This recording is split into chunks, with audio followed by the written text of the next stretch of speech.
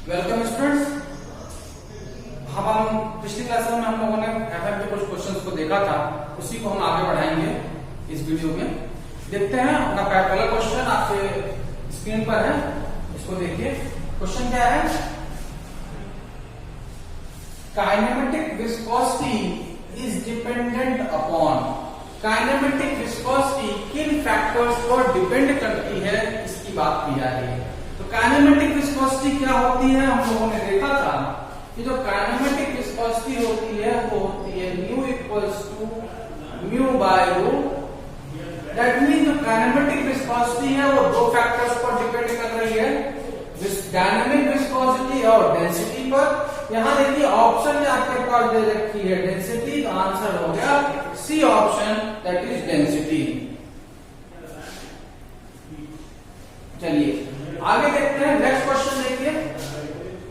Liquid shapes, option देखिएगा, option थोड़े से घूमने वाले हैं। देखिए पहला ऑप्शन देखिए क्या है, can be compressed very much. देखिए लिक्विड को कंप्रेस तो कर सकते हैं लेकिन बहुत ज्यादा कंप्रेस नहीं किया जा सकता।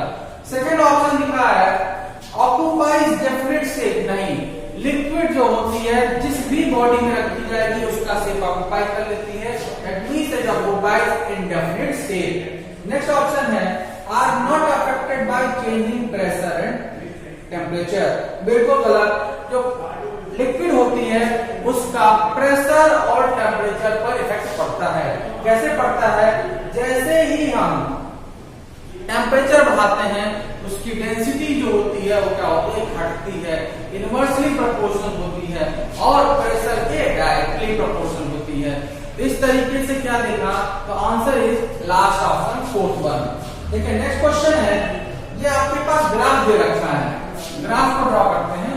देखिए आपके पास एक ग्राफ दिया हुआ है, इसमें पूछा, देखिए क्वेश्चन कई बार आया हुआ है, इसमें इस ग्राफ के बारे में पूछा गया है कि कौन सी लाइन क्या डिनोट करती है। ऐसे दे देता है क्वेश्चन में, ए बी सी डी और ई, ये पांचों लाइन क्या डिनोट कर रही है। अगर हमारा ये जो इस लाइन है ये हमारा स्ट्रेस की लाइन है, और ये जो लाइन है ये वेलोसिटी ग्रेडियंट की लाइन है।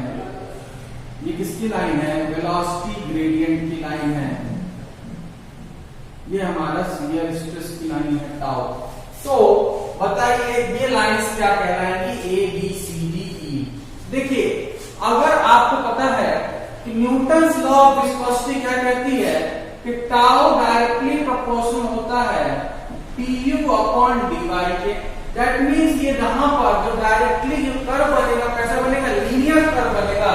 तो b वाला कैसा हो गया, ये न्यूटोनियन फ्लूइड का ग्राफ हो गया। किसका ग्राफ हो गया? न्यूटोनियन फ्लूइड का ग्राफ है ये। अब बात आती है ए और सी। ए क्या है? ए है हमारा सूडो प्लास्टिक। ये क्या है? Pseudo plastic. क्या कह रहा है ग्राफ? ग्राफ ये कह रहा है कि जो इसका शियर स्ट्रेस होगा वो डिक्रीज करेगा, पहले इंक्रीज करेगा फिर डिक्रीज करेगा with rate of deformation. Deformation के साथ क्या करेगा? डिक्रीज करेगा। ये ग्राफ होगा किसका? Pseudo plastic. तो क्या बोलते हैं? Pseudo plastic. और ये आपका हमने देखा था लास्ट लेक्चर में भी, हम लोगों ने इसको डिस्कस किया था एक क्वेश्चन के माध्यम से। शायद पहला क्वेश्चन था लास्ट लेक्चर में। जिन लोगों ने नहीं देखा हो डिस्क्रिप्शन बॉक्स में लिंक दे रखी है, आप वहां से देख सकते हो या प्लेलिस्ट से देख सकते हो। इसको क्या बोलते हैं? Dilatant fluid. क्या बोलते हैं? Dilatant fluid. देखिए कई सारे क्वेश्चन इस पर आए हुए हैं। अब बात आती है डी और ई। ये लाइन क्या कहलाएगा? देखिए यहां पर क्या कोई डिफॉर्मेशन हो रहा है? नहीं हो रहा है। यहां पर कोई भी स्ट्रेस नहीं लग रही है, केवल और केवल डिफॉर्मेशन हो रहा है। इसे हम बोल देंगे ideal plastic, ideal solid. Clear है ना? इस तरीके से हम चीजों को डिफाइन करते हैं। ये नेक्स्ट क्वेश्चन है आपकी स्क्रीन पर।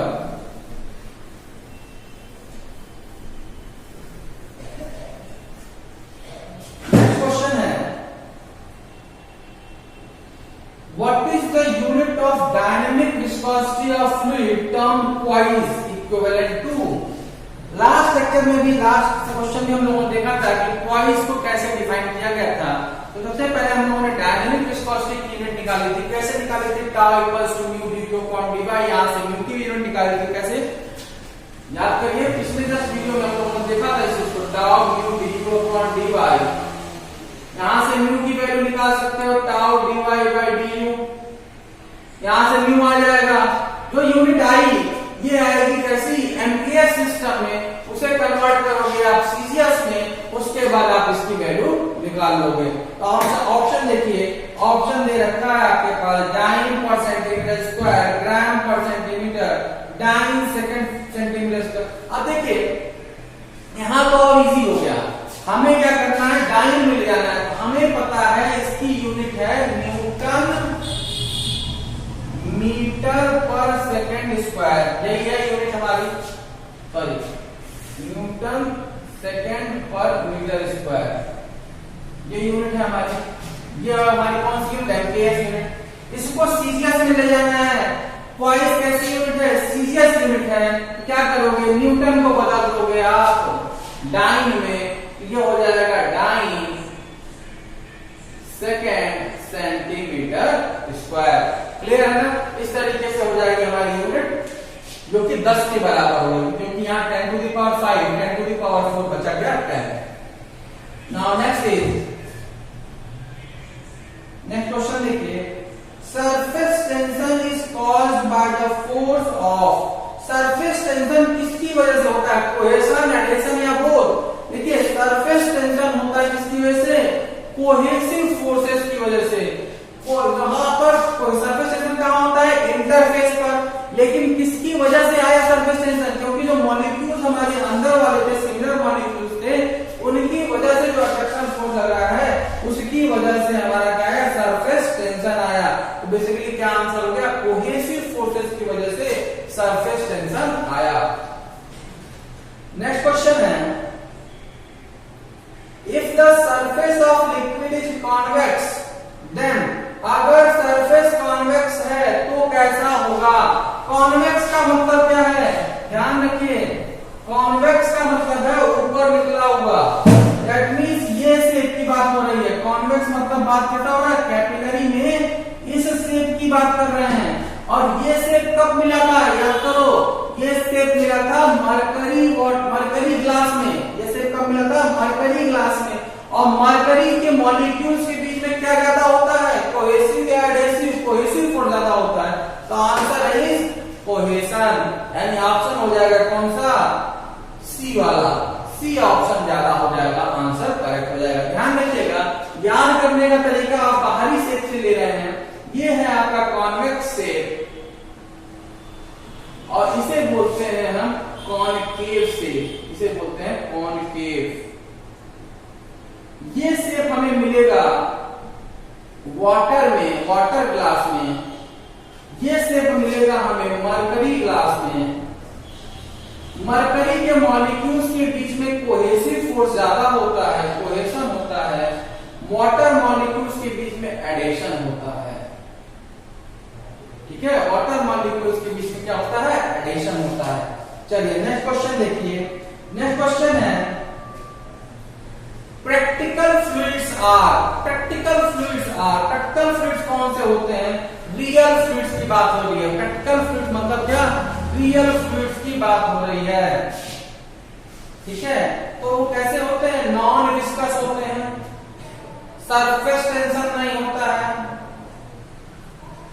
कंप्रेसिबल होते हैं। यानी क्या? जो जितने भी रियल फ्लूइड्स होंगे वो विस्कोसिटी शो करेंगे, सरफेस टेंशन शो करेंगे और कंप्रेसिबल भी होंगे। ऑप्शन क्या हो जाएगा? Fourth one, all of properties are correct. Question is, for great pressure viscosity of liquid and gases. देखिए विस्कोसिटी कैसे दो फैक्टर्स पर डिपेंड करेगी। विस्कोसिटी जो होगी वो दो फैक्टर्स पर डिपेंड करेगी, प्रेशर पर और टेम्परेचर पर। अगर हम बात करें लिक्विड और गैसेस, फ्लूइड की अगर हम बात करें लिक्विड और गैसेस के रिस्पेक्ट में हम डिवाइड कर देंगे। तो देखिए जब हम प्रेशर के वेरिएशन की बात करते हैं, प्रेशर पर अगर हम बात करें तो प्रेशर के साथ जो विस्कोसिटी होती है वो क्या होती है, इंक्रीज करती है। विस्कोसिटी जो होती है लिक्विड और गैसेस दोनों केसेस में क्या होती है, इंक्रीज करती है। In case of change in pressure, pressure बढ़ाएंगे तो लिक्विड और गैस के केस में दोनों में विस्कोसिटी इंक्रीज करे। लेकिन टेम्परेचर के साथ ऐसा नहीं होता। टेम्परेचर में क्या होता है, अगर हम टेम्परेचर बढ़ाते हैं, तो लिक्विड के केस में विस्कोसिटी घटती है, वहीं जब हम गैसेस की बात करते हैं विस्कोसिटी बढ़ती है। ध्यान रखिएगा, इस ग्राफ को आप ध्यान रख सकते हैं। जब हम टेम्परेचर बढ़ा रहे हैं तो विस्कोसिटी के ऊपर क्या प्रभाव पड़ रहा है। आप इस ग्राफ को कई क्लास में डिस्कस किया है कि जब हम लिक्विड की बात कर रहे हैं या गैस की बात कर रहे हैं तो लिक्विड के केस में जो विस्कोसिटी होती है वो डिक्रीज करती है लिक्विड के केस में, लेकिन गैसेस के केस में विस्कोसिटी जो होती है वो इंक्रीज करती है। क्लियर है? चलिए नेक्स्ट क्वेश्चन देखिए। नेक्स्ट क्वेश्चन आपकी स्क्रीन पर है, the bulk modulus of elasticity. Bulk modulus of elasticity क्या होता है? बल्क मॉडुलस ऑफ इलास्टिसिटी क्या होता है? बल्क मॉडुलस याद करिए, सोम में भी आपने इसकी बात करी थी, मॉडुलस ऑफ रिजिडिटी की बात करी थी, वहीं से कुछ आया है बल्क मॉडुलस ऑफ इलास्टिसिटी। क्या होता है? K equals to minus dP by volumetric strain that is dV by V। अब क्वेश्चन में है कि प्रेशर पर वेरिएशन पूछा गया, तो हम यहां देख सकते हैं कि K जो है वो डायरेक्टली प्रोपोर्शनल है चेंज इन प्रेशर dP के। K क्या है? डायरेक्टली प्रोपोर्शनल है चेंज इन प्रेशर के, तो आंसर हो जाएगा आपका increases with pressure, second option. Next question देखिए। नेक्स्ट क्वेश्चन ये न्यूमेरिकल है।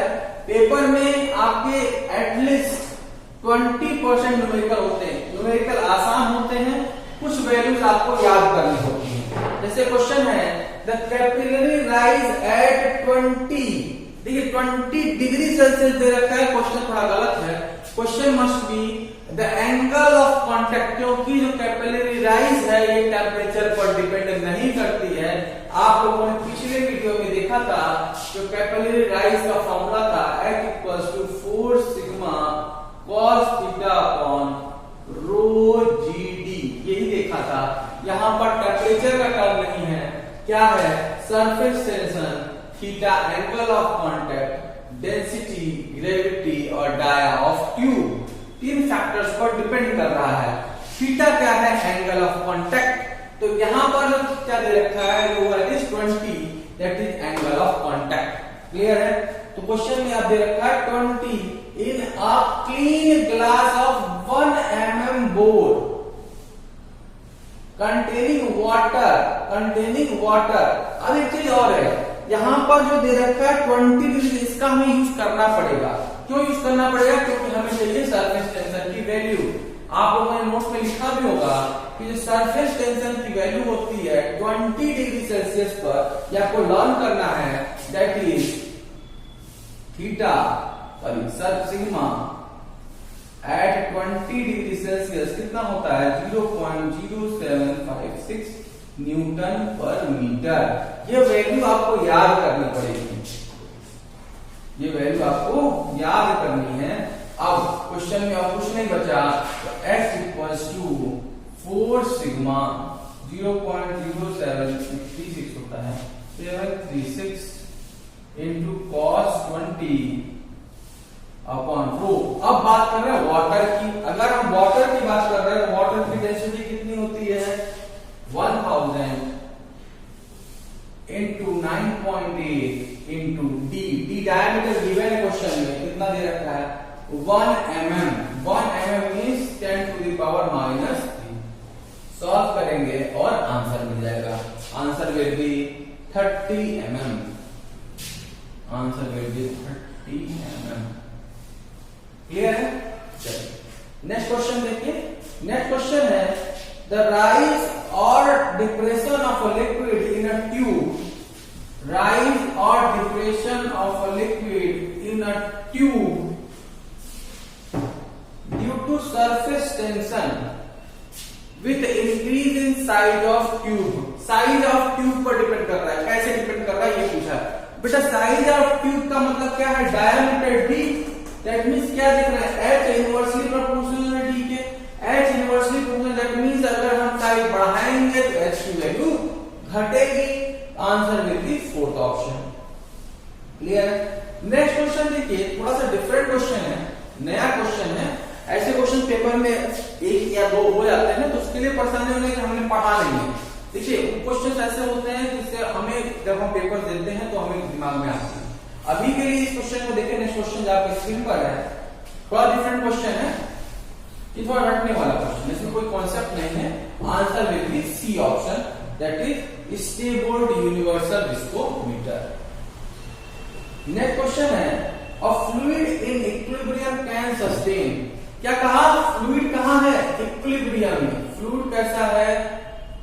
इक्विलिब्रियम में है। फ्लूइड कैसा है? इक्विलिब्रियम में। फ्लूइड इक्विलिब्रियम में है, दैट मींस क्या?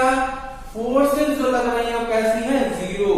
अगर फोर्सेस जीरो हैं तो डिफॉर्मेशन क्या होगा? डिफॉर्मेशन क्या होगा? वो भी जीरो होगा। अगर डिफॉर्मेशन जीरो है तो भैया शियर स्ट्रेस क्या होगा? ये भी जीरो होगा। That means there will be no shear stress if the body is in equilibrium. तो आंसर क्या हो जाएगा? C option, that is shear stress. Clear है? चलिए नेक्स्ट क्वेश्चन देखिए। नेक्स्ट क्वेश्चन है, the property of a fluid which determines its resistance to shearing stress।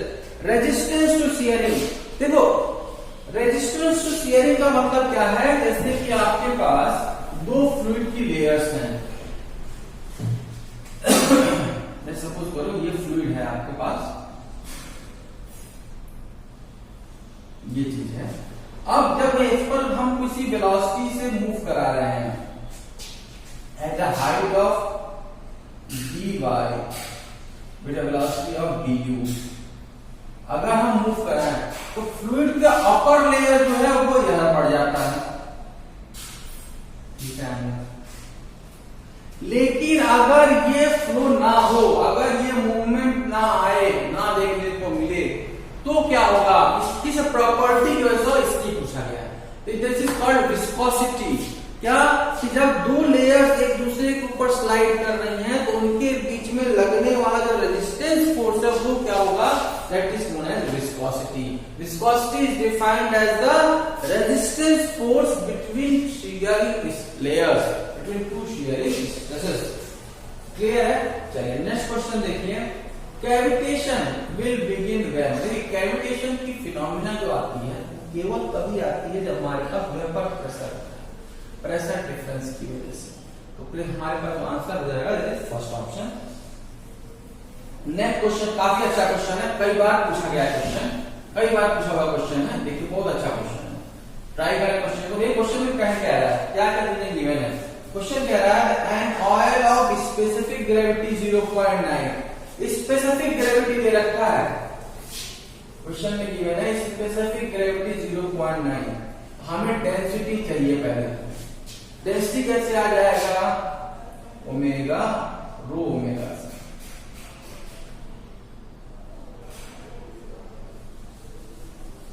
ठीक है, डेंसिटी ऑफ लिक्विड आ जाएगा, वाटर की डेंसिटी दैट इज 900 से आ गई, डेंसिटी ऑफ लिक्विड आ जाएगी। फिर आया ऑयल की डेंसिटी आ गई, क्योंकि हमें पता है क्या? हमें पता है जो स्पेसिफिक ग्रेविटी होती है density of liquid to the density of water, ये होता है स्पेसिफिक ग्रेविटी। यहां से आ गया 900, फिर आ गया ये 900 kg/m²। फिर क्वेश्चन में कह रहा है विस्कोसिटी ऑफ 0.28 स्टोक। स्टोक किसकी यूनिट होती है? Stoke is the unit of CGS unit of kinematic viscosity. इसकी होती है काइनेमेटिक विस्कोसिटी की सीजियस यूनिट होती है, यानी न्यू की वैल्यू दे रखी है। कितनी दे रखी है? न्यू 0.28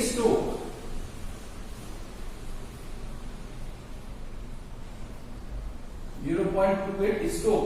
ये दे रखा है। तो पहले देखते हैं एमकेएस में बदलेंगे, कैसे बदलता है। It is equal to 0.28 into 10 to the power -4। Clear है। यूनिट को चेंज कर देंगे तो क्लियर हो जाएगा। यूनिट क्या हो जाएगी, न्यूटन मीटर स्क्वायर पर सेकेंड। यूनिट क्या हो जाएगी, मीटर स्क्वायर पर सेकेंड। न्यू की वैल्यू आ गई। हमसे पूछा है विस्कोसिटी, कौन सी विस्कोसिटी पूछा है, डायनामिक विस्कोसिटी। यदि हमें पता है formula nu equals to mu by rho. हमें क्या चाहिए, म्यू। म्यू हो जाएगा mu into rho, that is 0.28 into 10 to the power -4 into 9 into 10 to the power 2। यहां से म्यू की वैल्यू आ जाएगी। तो सॉल्व कर लिए, आंसर लिख दिए 0.025 newton second metre square. Clear है। नेक्स्ट क्वेश्चन है, dash is a phenomena by which liquid rises into thin glass tube. Rise or fall of water level in a thin glass tube is known as capillarity। Clear है। चलिए next question देखिए, pascal second. Pascal second किसकी unit है, जरा देखो। Pascal second, जरा आप थोड़ा सा गौर फरमाइए। पास्कल सेकेंड होता है, पास्कल सेकेंड किसकी यूनिट है, न्यू की।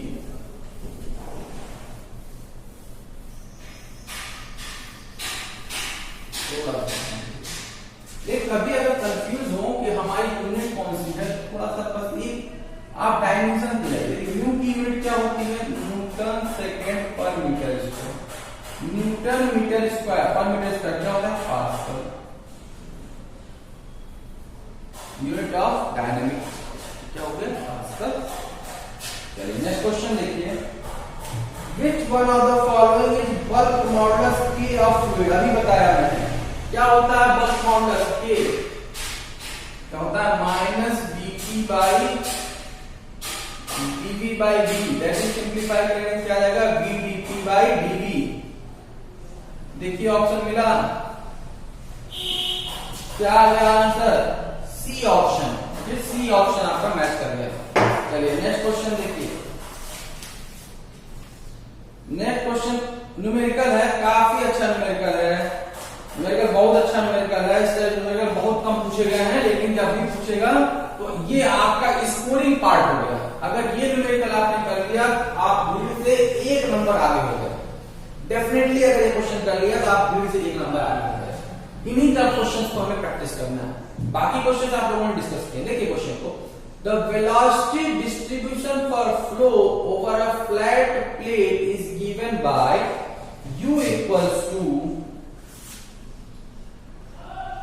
y minus y square, in which u is velocity v meter distance.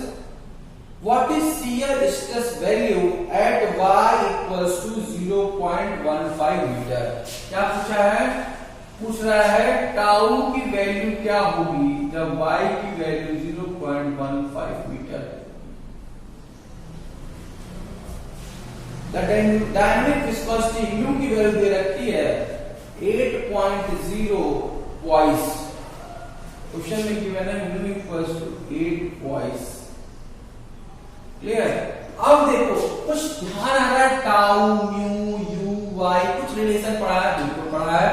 क्या पढ़ा है, न्यूटन्स लॉ ऑफ विस्कोसिटी पढ़ी है आप। क्या पढ़ा है, न्यूटन्स लॉ ऑफ विस्कोसिटी पढ़ी है। और वो क्या कहती है, tau equals to mu du over dy। बस काम हो गया। हमें क्या चाहिए, du ओवर dy। नहीं कैसे यहां से क्या करें, दोनों को डिफरेंशिएट कर दें, आंसर आ जाएगा। कर दीजिए डिफरेंशिएट, क्या हो जाएगा, हमारे पास गिवन है, इसको डिफरेंशिएट कर देते हैं। क्या आ जाएगा, du over dy equals to, इसका डिफरेंशिएशन क्या हो जाएगा, 1 - 2y। ये तो अब क्वेश्चन में पुट कर दीजिए, tau equals to mu 1 minus 2y। Question में गिवन है टाउ की वैल्यू y इक्वल्स टू 0.15 पे, म्यू की वैल्यू गिवन है 8 क्वाइस। क्वाइस कैसी यूनिट है आपकी? क्वाइस है सीरियस यूनिट। इसकी डायनेमिक विस्कोसिटी कैसे चेंज होता है? डिवाइड बाय 10, क्या हो जाएगा? 0.8 1 माइनस 2 इंटू वाई की वैल्यू दे रखी है 0.15। आंसर क्वेश्चन में कुछ नहीं था, बहुत ही सिंपल क्वेश्चन था, आराम से हो सकता है। क्लियर है? तो ये हो जाएगा 0.8 इंटू, ये देखिए ये हो जाएगा 0.7, that is answer is 0.56 Newton पर मीटर स्क्वायर। क्लियर है? चलिए नोट करिए, बहुत ही अच्छा क्वेश्चन है, यहां से हमें लिंकअप करना है चीजों को। क्लियर? चलिए नेक्स्ट क्वेश्चन देखते हैं। नेक्स्ट क्वेश्चन देखिए, ये भी बहुत डिफरेंट क्वेश्चन है। थोड़ा सा क्वेश्चन है, क्या देखिए स्क्रीन पर, इन रेडवुड विस्कोमीटर। देखिए डिफरेंट क्वेश्चन है, ऐसे क्वेश्चन मैंने बोला ना कई सालों में एक बार पूछे जाते हैं, इनके लिए नहीं परेशान होना है। आंसर क्या हो जाएगा? Absolute value of viscosity is determined. Redwood viscometer से क्या होता है? एब्सोल्यूट विस्कोसिटी डिफाइन होती है, डिटरमाइन की जाती है। क्लियर है? चलिए नेक्स्ट